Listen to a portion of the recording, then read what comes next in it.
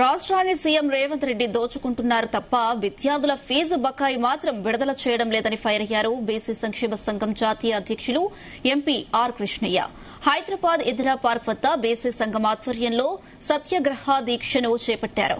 ఈ కార్యక్రమానికి ముఖ్య అతిథులుగా మాజీ గవర్నర్ బండారు దత్తాత్రేయ, మాజీ మంత్రి శ్రీనివాస్ గౌడ్, మధుసూదనాచారి హాజరై సంఘీభావం తెలిపారు. ఇక కాంగ్రెస్ ప్రభుత్వం వచ్చే రీయింబర్స్మెంట్ బకాయిలు 8,000 కోట్ల రూపాయలు ఇప్పటి వరకు విడుదల చేయకపోవడం సిగ్గుచేటన్నారు. లక్షల కోట్ల రూపాయలు కాంట్రాక్టులకు ఇస్తారు కానీ 8,000 కోట్ల బకాయిలు విద్యార్థులకు ఇవ్వడం చేత కావడం లేదా అని నిలదీశారు.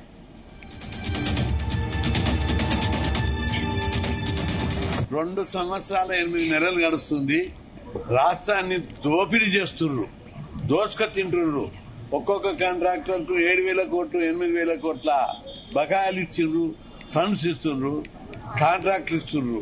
కానీ 14 లక్షల మంది విద్యార్థుల యొక్క భవిష్యత్తుకు సంబంధించిన 8,000 కోట్ల ఫీజుల బకాయిలు ఇవ్వకుండా విద్యార్థుల జీవితాలతో చెలగాట మారుతున్నారు. దీని మూలంగా విద్యార్థులు అటు కాలేజ్ యాజమాన్యాలు కష్టాలు పడుతున్నారు. విద్యార్థుల కష్టాలు చెప్పతరం కాదు. కోర్సు పూర్తి అయింది, పాస్ అయ్యిండ్రు, అటు జాబులు వస్తే జాబ్ పోనీకి సర్టిఫికెట్లు లేవు. ఉన్నత విద్యా పోదామంటే సర్టిఫికెట్లు కాలేజీ వాళ్ళు ఇవ్వడం లేదు.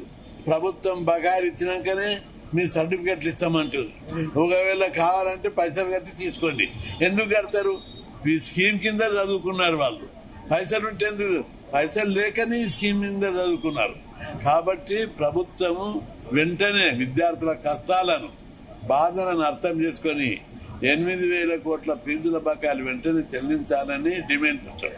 ముఖ్యమంత్రి గారు ఫీజుల బకాయిలు అంటారు. ఒక్క ఎమ్మెల్యే దగ్గర, ఒక మంత్రి దగ్గర దులిపితే సిబిఐలు వచ్చి మొత్తం దొరికితే ఒక్కటే మంత్రి దగ్గర దొరుకుతాయి. లక్షల మంది విద్యార్థులు ఈ స్కీమ్ పెట్టిన 18 ఏళ్లలో సమాజంలో మార్పు వచ్చింది. ఎంత మంచి మార్పు వచ్చిందంటే కూలీనాలు పోయేటోళ్ళు అందరూ పెద్ద పెద్ద ఐటీ కంపెనీలు చేస్తున్నారు. ఒక ఉదాహరణ, మన కళ్ళ ముంగడ కనిపించే సత్యాన్ని నేను మీకు చెప్తా. మన గతంలో 2 ఏళ్ళు 3 ఏళ్ల దాకా ఈ స్కీమ్ పెట్టక ముందు నుంచి తర్వాత పెట్టిన 5-6 ఏళ్ల దాకా రోడ్లు వేసే దగ్గర, బిల్డింగ్లు కట్టే దగ్గర ఎవరు లేబరు? పాలమూరు లేబర్, ప్రకాశం లేబర్, శ్రీకాకుళం మన తెలుగు వాళ్ళు. ఇప్పుడు ఎవరున్నారు? 2 సంవత్సరాల 8 నెలలు గడుస్తుంది. రాష్ట్రాన్ని దోపిడీ చేస్తున్నారు.